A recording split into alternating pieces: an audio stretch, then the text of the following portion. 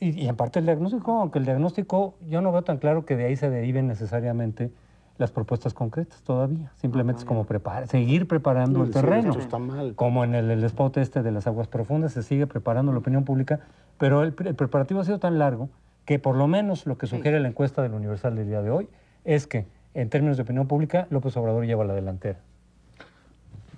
Yo tengo una impresión diferente, María Amparo, sobre el diagnóstico. Primero, es una descripción muy precisa de todos los males que se han ido construyendo en torno a Pemex, pero no hay balance, no hay responsables, no se dice cómo llegamos ahí. Simplemente todos esos males de la industria petrolera están ahí, bien descritos con cifras, pero aparecen como de la nada. Es decir, no hay una explicación. Nadie es responsable de eso. Se entiende, no quieren hacer enojar a don Mario Fabio Beltrones, por supuesto, ni al sindicato petrolero. Segundo, no está claro que no estén hablando de privatizar.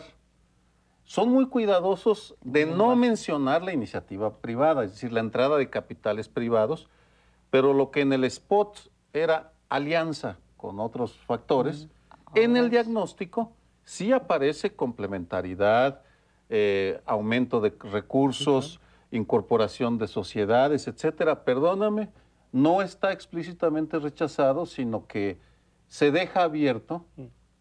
Eso sí, deben de tener un doctor en eufemismos porque, qué brutos, se encontraron todas las variantes posibles de iniciativa de inversión privada para no mencionarla.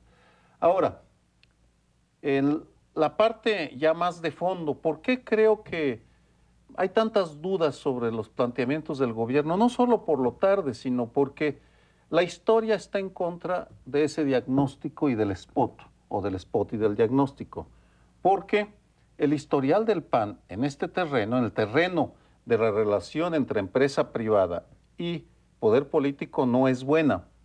La Auditoría Superior de la Federación sacó una cifra. Vicente Fox recibió de excedentes petroleros 700,000 millones de pesos y la mitad se fue a pagar esos salarios gigantescos de la alta burocracia. Es decir, se desperdiciaron. Segundo, en este terreno del historial no tan claro, Juan Camilo Muriño. Es decir, no se dan responsabilidades en el terreno de la corrupción y en el gabinete el segundo hombre más poderoso está acusado con evidencias de que incurrió en un conflicto de intereses. Perdóname, no hay consistencia ni congruencia en el planteamiento del gobierno de Felipe Calderón.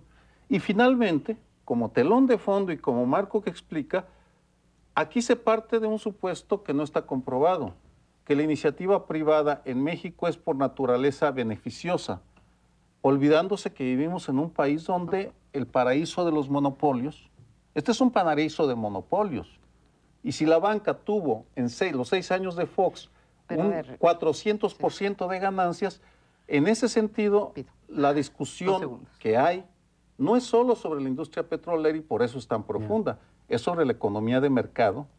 Yo no estoy en contra de la economía de mercado.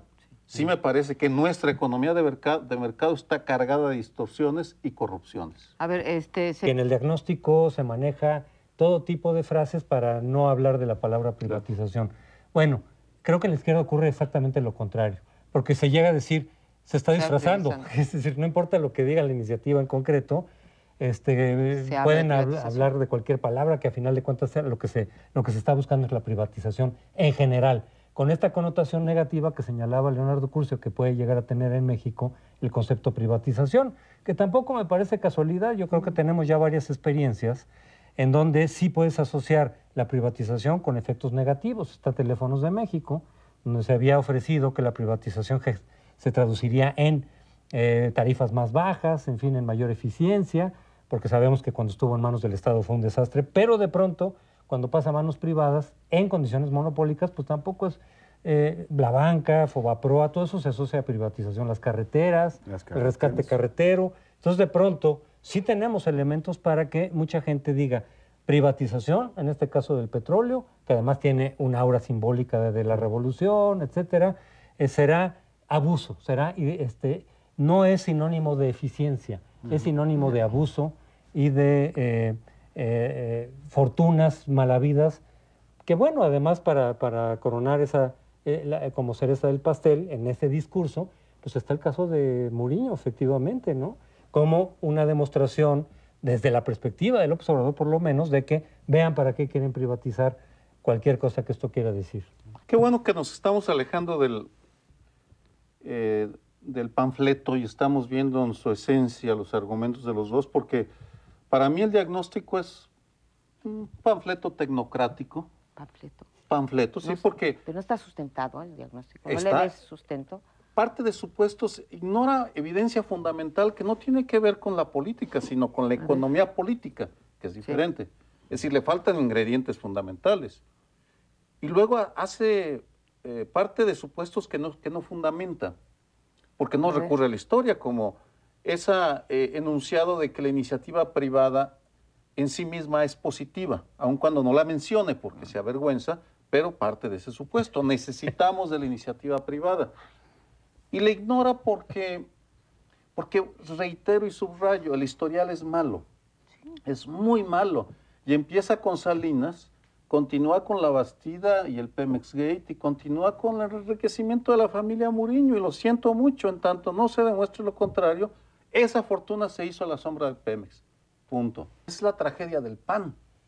Vamos, esa es la verdadera tragedia del PAN, porque en el momento en el cual Vicente Fox rechazó la posibilidad de investigar las grandes corrupciones del régimen priista, porque lo rechazó abiertamente, y te podría citar las partes del libro de Jorge Castañeda y Rubén Aguilar, en donde lo dice, no lo hizo Vicente Fox para complacer al PRI. En ese momento ya sentó las bases del germen, del huevo de la serpiente, de la corrupción, no del fascismo, de la corrupción, que ahora contagia toda esta iniciativa. Y lo trágico, y por eso regreso al punto de partida, es un panfleto tecnocrático, porque está muy bien armado con cifras, pero le faltan cifras, le falta evidencia y está fuera de la historia.